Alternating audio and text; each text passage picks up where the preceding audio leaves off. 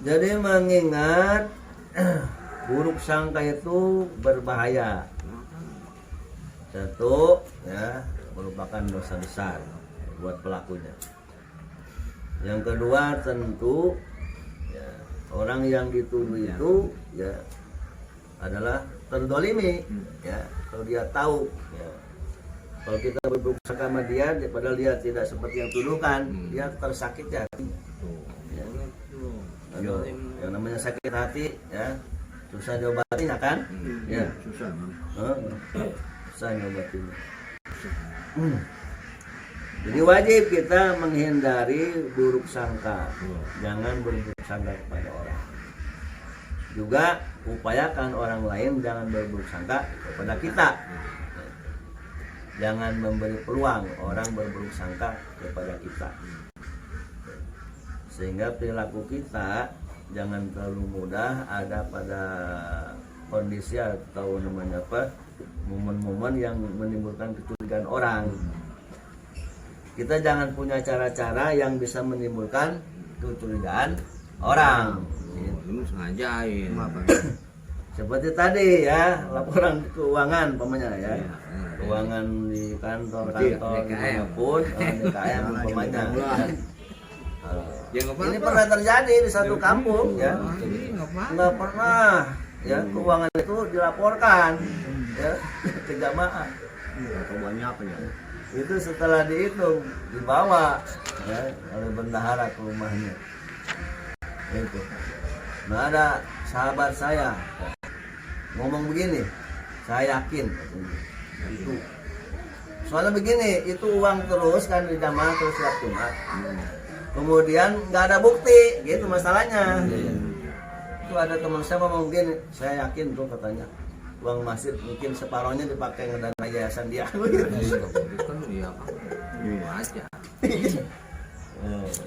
Nah ini jangan lakukan cara-cara yang sekiranya menimbulkan kecurigaan orang. Umar bin Khattab pernah mengatakan, man arrada nafsahu lituhmati fala yalumanna man asa al-dhanna bihi.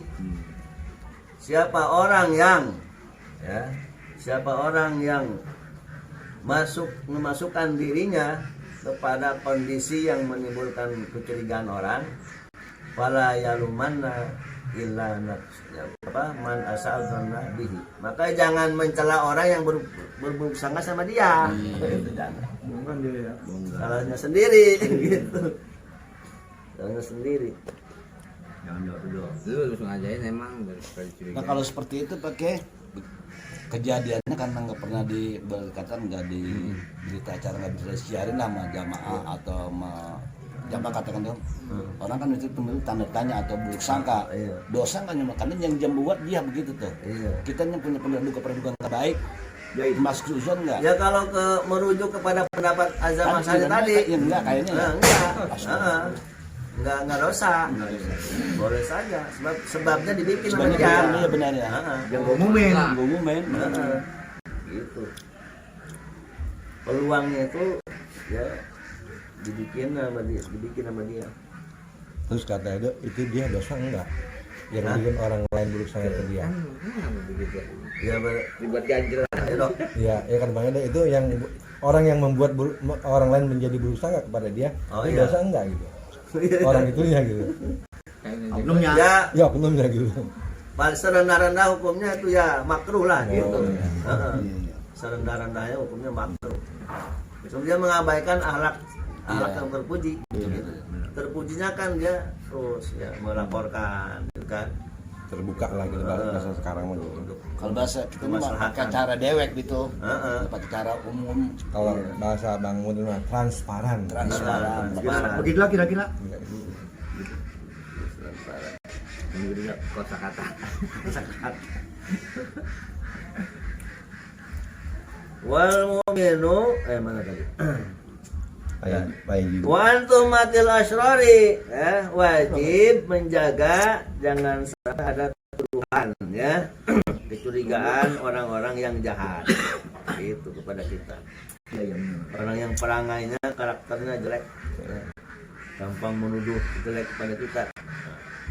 Itu Itu hati-hati kita jangan sampai ya itu jelek sama dia. Wa innal asyrara la yadhunnuna bin nasi kullihim illa syarra.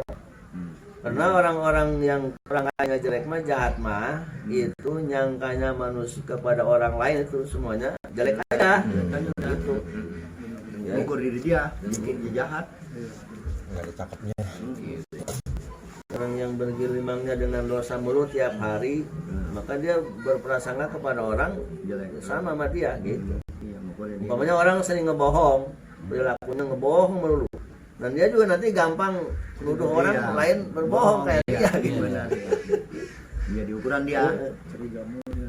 Bawaannya gitu. Udah terbiasa umpamanya dia korupsi. Nah, jadi budaya bagi kehidupan dirinya, korupsi mulu. Nah, nanti dia mudah juga Iya. korupsi sama orang. Gitu. Curiga terus bawaannya. Dalam jual beli umpamanya dia ngebohong mulu, banyak ngibulin pembeli ya, konsumen ya. Dan nanti juga dia menganggap pedagang yang lain juga kayak dia. Iya, Gitu. curiga aja udah. Gitu. Contohnya dia begitu. Bisa jadi.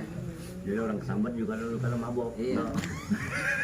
Wa inna ma ra'a ghayrahu min haitsu huwa. Sebab orang yang sudah buruk perangainya itu ya memandang kepada selainnya dari segi dia gitu. Dari segi dia. Artinya orangnya itu bukan bukan segi yang lainnya. Pokoknya dia kan orang ini sudah punya banyak ilmu, itu sebaik sehari-harinya baik pokoknya. Pokoknya dia ketika dia punya curiga gitu ya. Iya. Ini orang jelek nih. Ketika punya curiga kepada kawannya, ya, pokoknya Perdi ya. Begitu ada kecurigaan langsung berprasangka. Iya. Gitu. Karena dia meninjaunya hanya kepada perbuatannya aja, Iya. tapi nggak dilihat latar belakang si Perdi ini orang mana, kemudian ilmunya bagaimana, sehariannya bagaimana, nggak kelihatan ke situ. Padahal si Perdi ini orangnya baik sehari-hari, hanya karena sedikit curiga aja dia udah langsung bersangka nih si ini temennya ini. Itu kan Orang kesambat kan Nah, mabok. dilihat dari segi-segi lainnya. Ayam. Bayanal mu'mina yatlubul ma'adzira. Sebab orang mukmin yang sejati mah itu dia suka yatlubul ma'adzir, Tuh. meminta maaf. Minta maaf bener. Gitu. Biasa kita minta lagi. Iya, yatlubul ma'adzir, meminta maaf. Jadi enggak mengembangkan ini maksudnya, enggak mengembangkan kecurigaan buruk sangka, enggak. Gitu. Lebih banyak minta maaf. Orang-orang mukmin beneran mah. Masih begitu dah tuh. Yang gua ke rumah lu. Dan mudah memaafkan. Wal munafiku yatlubul uyub. Sedangkan orang munafik mah mencari-cari kekurangan, ya, celah-celah, kesalahan-kesalahan orang. Kenapa dong? Munafik. Wal mu'minu salimus sadri. Orang mukmin yang sesungguhnya adalah yang selamat dadanya. Maksudnya hatinya suci. Plong. Nah, bersih. Duduk. Bersih dari ria, bersih dari ujub, takabur, ya. Jauh amat. Bersih dari buruk sangka sama orang. Di hakika patil halki, pada haknya Nempel seluruh nggak do? orang. Nempel nggak do? Jauh amat sih. Mana dia mah jauh. Ya. Iya udah. Pandai menghargai, memberikan penghormatan kepada orang, gitu ya. Itu mukmin, ya. Kalau ditegur nerima, ya, kritik nerima, ridho, ya, senang hati, itu mukmin tuh yang selamat hatinya. Lawannya semua ini mah ya. Kita jadi curiga. Ini nggak dikritik. Iya. Dikritik. Emosi mulu dikritik. Dikritik nggak dikritik. Kalau dikritik kagak nerima, berarti bagiannya adalah masuk takabur bukan? Tuh? Iya. Maksud- Kamu. Penyakit hati itu lagi ya.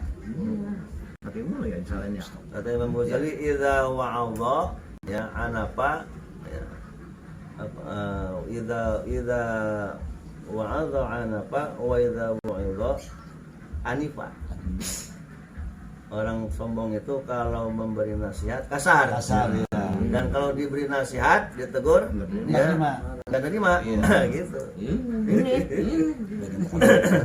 Enggak salah lagi. Temu. Doh, jangan sambat mulu doh lu. Wah. Jadi kita tidak cukup dengan sholat, puasa, zakat, haji, ya. banyak sedekah tidak cukup untuk mendekatkan diri kepada Terus Allah. doa kita nggak Ada terima. lagi satu lagi yaitu aspek batin harus bersihkan. Bener. Itu dari berbagai penyakit hati. Doa lu nggak terima dok. Sayyid Abdul Qadir Al-Jailani qaddasallahu sirrahu mengatakan ma wasaltu ila Allahi bi qiyamil lailin wa la siyamin naharin. Walakin wasaltu ila Allahi bil karam wa tawadhu'i wa salamati sadri. Aku tidak sampai kepada Allah. Nah, istilah ilmu tasawufnya wusul. Usulnya. Ya. Aku tidak sampai kepada Allah ya hanya dengan melalui tahajud, tidak juga sampai hanya dengan puasa di siang hari ya, banyak puasa sunnah. Nah, tetapi aku sampai kepada Allah itu lantaran karom, ya, sifat murah. Murah. Itu dermawan, murah ya. Murah dengan nasihat, murah dengan harta, ya, murah dengan pertolongan kepada orang lain, ya, pandai menolong, membantu orang, gampang, ikhlas. Wa tawadu, rendah hati. Itu. Rendah hati, tidak merasa diri ya banyak ilmu, ya pandai, ya sudah baik, sudah suci. Sehingga manakala mendapatkan nasihat, teguran dari siapa saja dia menerimanya. Wassalamati sadri, dan selamatnya hati, bersihnya hati ya dari ria, dari ujub, dari takabur dan sebagainya. Mau penting. Wahdi ba'du madakhil syaitani ilal qalbi. Inilah sebagian ya yang diutarakan dalam kitab ini oleh Imam Ghazali, sebagian saja pintu-pintu setan masuk ke dalam hati. Walau aradtu istiqsa'a jami'a lam aqdir alaih. Andaikan saya ya ingin memperluas ya, menulis secara luas panjang lebar semua, lam aqdir alaih, saya nggak bisa, kata Imam Ghazali ya. Wa fi hadzal qadri ma yunabihu ala ghali ya. Nah, ukuran yang ada di sini ya, inilah cukup untuk mengingatkan ya adanya yang lain selain yang apa, pintu-pintu setan selain yang ini, berarti ada lagi yang lain ya, tentu. Cukup ini saya dulu. Walaysa fil adami sifatun madmunatun illa wa hiya silahu syaitan. Kesimpulannya, dalam diri manusia tidak ada satu sifat yang tercela melainkan dia itu menjadi senjata setan untuk menguasainya. Yang di luar. Kalau min madangili menjadi salah satu pintu pada pintu-pintu masuknya setan.